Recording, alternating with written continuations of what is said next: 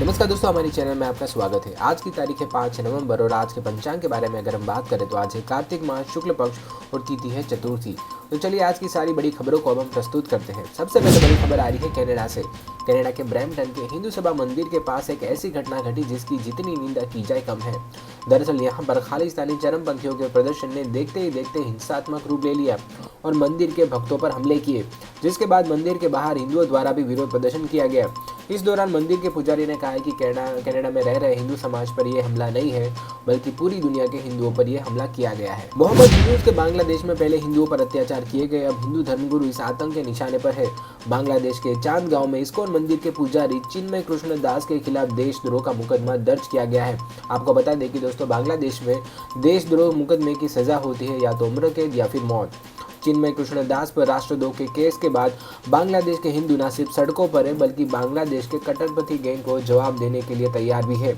जिस बांग्लादेश में कुछ दिनों पहले तक हिंदू व्यापारियों से जजिया जैसा टैक्स मांगा जा रहा था, हिंदुओं की संपत्ति को कब्जाया जा रहा था, उस बांग्लादेश की सड़कों पर आज जय श्री राम और हर हर महादेव का नारा लग रहा है। राजनीतिक उठापटक से गुजर रहे बांग्लादेश पर एक और मुसीबत का पहाड़ टूट पड़ा है। अडानी ग्रुप की subsidiary company Adani power Jharkhand limited ने करीब 85 करोड़ डॉलर का बिल बकाया होने की वजह से बांग्लादेश को अपनी बिजली आपूर्ति घटाकर आधा कर दी है, जिससे पड़ोसी देश पर अंधेरे के साये का संकट मंडराने लगा है। इससे पहले अडानी कंपनी ने बांग्लादेश के ऊर्जा सचिव को एक पत्र लिखकर अनुरोध किया था कि बांग्लादेश बिजली विकास बोर्ड से 30 अक्टूबर तक बकाया राशि का भुगतान करने को कहा जाए, पर ऐसा नहीं होने पर बांग्लादेश की बिजली अब काटी जा रही है। दोस्तों, जैसा कि आप देख सकते हैं कि हमारी चैनल नहीं है तो फिलहाल रीच काफ़ी कम है, तो आप लोगों से रिक्वेस्ट है कि वीडियो को लाइक ज़रूर करें और अगर आप हमारी चैनल में नए हैं तो चैनल को सब्सक्राइब भी ज़रूर करें। बीजेपी के विधायक वहीद पारा ने जम्मू कश्मीर को विशेष दर्जा देने वाले अनुच्छेद 370 को खत्म किए जाने के खिलाफ सोमवार को जम्मू कश्मीर विधानसभा में एक प्रस्ताव पेश किया। इसके साथ ही वहीद पारा ने जम्मू कश्मीर राज्य को मिले विशेष दर्जा फिर से बहाल करने की मांग की। वहीद पारा के प्रस्ताव पेश करने के बाद जम्मू कश्मीर विधानसभा में खूब हंगामा हुआ। प्रस्ताव पर भाजपा का विधायकों ने विरोध जताया और सभी 28 विधायक इस कदम का विरोध करने के लिए खड़े हो गए। जितनी दुनिया के कई देशों की आबादी नहीं है, उससे कई गुना सनातनी प्रयागराज में होने जा रहे महाकुंभ में पहुंचने वाले हैं। 40 करोड़ से ज़्यादा लोगों की आगेवानी के लिए 34,000 करोड़ से कई ज़्यादा का निवेश किया जा चुका है।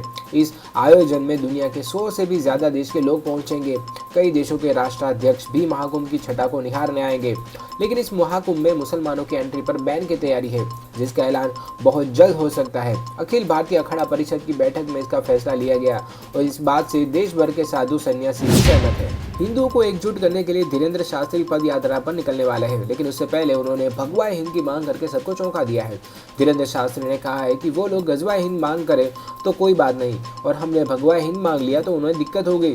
पूरे देश के हिंदुओं को एक करने के लिए हम यात्रा पर निकल रहे हैं। इजराइल की सेना ने रविवार को बताया कि उसने सीरिया में जमीनी हमला करके ईरान से जुड़े सीरियाई नागरिक को पकड़ा है।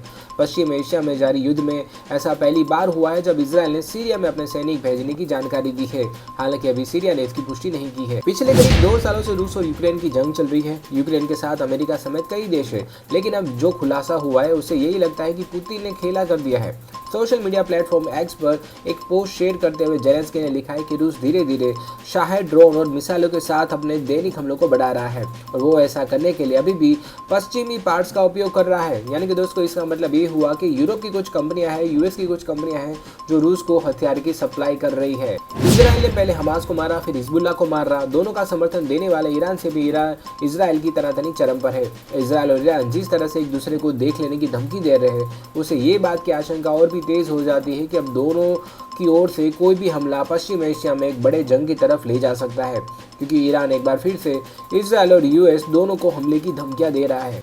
शाहरुख खान ने हाल ही में 2 नवंबर को अपना 59वां जन्मदिन मनाया। शाहरुख खान ने अपने बर्थडे पर हुए मीट एंड ग्रीट में फैंस के सामने ये अनाउंस किया है कि उन्होंने अपने जन्मदिन के मौके पर लंबे समय से सिगरेट पीने की अपनी आदत को छोड़ दिया है। अपने एक पुराने इंटरव्यू में उन्होंने अपनी लाइफस्टाइल के बारे में बताया था कि उनको स्मोकिंग की आदत है और एक दिन में लगभग 100 सिगरेट पीते थे, खाना भूल जाते थे, पानी नहीं पीते थे और 30 कप ब्लैक कॉफ़ी पीते थे। टीवी इंडस्ट्री की बहू अनुपमा यानी कि रूपाली गांगुली रियल लाइफ में भी विवादों में घिरती हुई नजर आ रही है। रूपाली के पति अश्विन की पहली शादी से हुई बेटी ईशा ने रूपाली गांगुली पर बेहद गंभीर आरोप लगाए हैं। एक पोस्ट में ईशा ने यह दावा किया है कि रूपाली गांगुली वैसा ही कर रही है जैसा कि रिया चक्रवर्ती ने सुशांत सिंह राजपूत के साथ किया था। वो उन्हें दवाई देकर कंट्रोल करती है, मीडिया को दिखाती है कि मेरे पिता के साथ उनकी मैरिड लाइफ बहुत अच्छी है, लेकिन रियल लाइफ में वो मेरे पिता को सिर्फ केवल कंट्रोल करती है। वो साइको की तरह बर्ताव करती है। जब भी मैं अपने पिता को फ़ोन करने की कोशिश करती हूँ तो वो चिल्लाकर मुझे और मेरी माँ को जान से मारने की धमकी भी देती है। भारतीय टीम के पूर्व कप्तान सुनील गावस्कर ने भारतीय टीम से अपील की है। भारत के दिग्गज बल्लेबाज रहे गावस्कर ने ऑस्ट्रेलिया के खिलाफ 5 मैचों की टेस्ट सीरीज से पहले अभ्यास मैच खेलने का आग्रह किया है। भारत को इस दौरे से पहले इंडिया ए के साथ इंट्रा स्क्वाड मैच खेलना था, लेकिन इसे रद्द कर दिया गया था। हालांकि गावस्कर ने टीम को सलाह दी है कि मैच से पहले उस अभ्यास मुकाबले को जरूर खेलना चाहिए। रेलवे की तरफ से दिसंबर के अंत तक एक सुपर ऐप को लॉन्च करने का प्लान किया जा रहा है। इस एक ही ऐप के जरिए टिकट बुकिंग, खाने की डिलीवरी और ट्रेन का स्टेटस चेक किया जा सकता है। इन सभी सुविधाओं के एक ही प्लेटफॉर्म पर मिलने से यात्रियों को काफ़ी सहूलियत होगी। इसे CRIS ने तैयार किया है और टिकट बुकिंग वेबसाइट IRCTC के साथ जोड़ा गया है। इस ऐप के शुरू होने के बाद ट्रेन से यात्रा करने वाले यात्रियों को बहुत सी सुविधाएं मिलेगी और रेलवे को भी इससे फायदा होगा। यूनिफाइड पेमेंट इंटरफेस यानी कि UPI के इस्तेमाल में लगातार बढ़त देखी जा रही है। अक्टूबर में देश में UPI के जरिए करीब 16 अरब लेन देन हुए हैं। इसकी वैल्यू करीब 23.5 लाख करोड़ रुपए की थी। ये जानकारी शुक्रवार को NPCI द्वारा दी गई। अप्रैल 2016 में UPI शुरू होने के बाद से अब तक का सबसे बड़ा ये आंकड़ा है। तो दोस्तों, आज की खबरों में फिलहाल इतना ही। दिन भर की सारी बड़ी खबरों को जानने के लिए हमारे चैनल को जरूर सब्सक्राइब करें।